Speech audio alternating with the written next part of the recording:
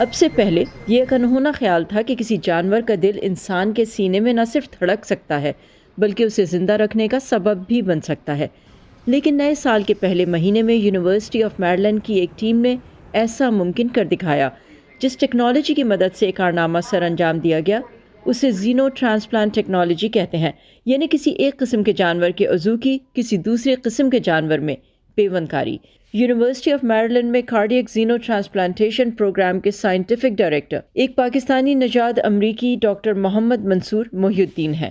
ان کے کام کا focus زینو transplantation اور خاص کر جانوروں کے اعضاء کو انسانوں میں پیوند کاری کے لیے موزوں بنانے پر ہی رہا ہے۔ ہم نے 4 جینز جو ہیں وہ اس پکس کی نکال لی ہیں جس سے ہیومن سے ڈیفرنٹ تھا یہ، اور جس کی وجہ سے اگر وہ ہارٹ لگاتے بغیر نکالے ہوئے تو وہ فوراً ریجیکٹ ہو جاتا۔ پھر ہم نے 6 جینیں اس کے اندر داخل کی ہیں جس کی وجہ سے اور یہ پک ہے وہ انسان سے قریب تر ہو گیا ہے۔ اس آپریشن سے نیا دل پانے والے ڈیوڈ بینٹ کے سرجن ڈاکٹر بارٹلی گرفت کے مطابق ڈیوڈ کا دل کام کرنا چھوڑ رہا تھا، تاہم کچھ مخصوص وجوہ کے باعث پیوند کاری کے لیے وہ انسانی دل کا عطیہ وصول کرنے کے معیار پر پورا نہیں اترتے تھے۔ انہوں نے مجھ سے 2 اہم باتیں کہیں، میں مرنا نہیں چاہتا اور یہ کہ اگر میں یہ کراتا ہوں تو شاید آپ دوسروں کی مدد کے لیے کچھ سیکھیں گے۔ اس سے پہلے کسی جانور کے عضو کے انسان میں پیوند کاری نہیں کی گئی۔ اس کے لیے امریکی وفاقی ادارے فوڈ اینڈ ڈرگ ایڈمنسٹریشن یا FDA کی منظوری درکار تھی۔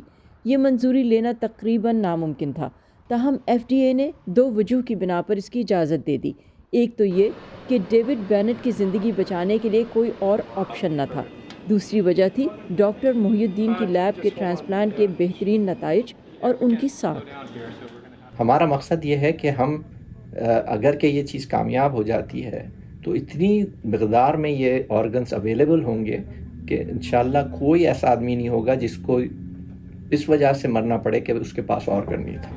جانوروں میں سور کا انتخاب اس لیے کیا گیا کہ اس کے دل کی ساخت ہو بہو انسانوں جیسی ہے۔ جو ہارٹ ہے اس کی اناٹمی بالکل سملر ہے ہیومن سے، تو جب آپ اس کو ریپلیس کرتے ہیں ہیومن کے ہارٹ سے تو وہ بالکل ویسا ہی ہوتا ہے جیسے کہ ہیومن ہارٹ ہوتا ہے۔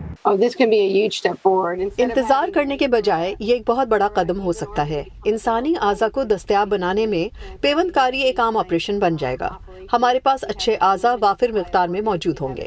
ڈاکٹر محی الدین کے مطابق ایسی سرجری کو مذہب اور اخلاقیات کے حوالے سے پرکھنے کے لیے تینوں اہل کتاب مذاہب کے لوگوں اور علماء کی کانفرنسز کی گئیں۔ آخر میں جو ہے نا سب کی یہ ایک رائے ہے اور میری بھی وہی رائے ہے کہ بھئی کہ انسان کی زندگی بچانے سے بڑا کوئی اور مقصد نہیں ہو سکتا۔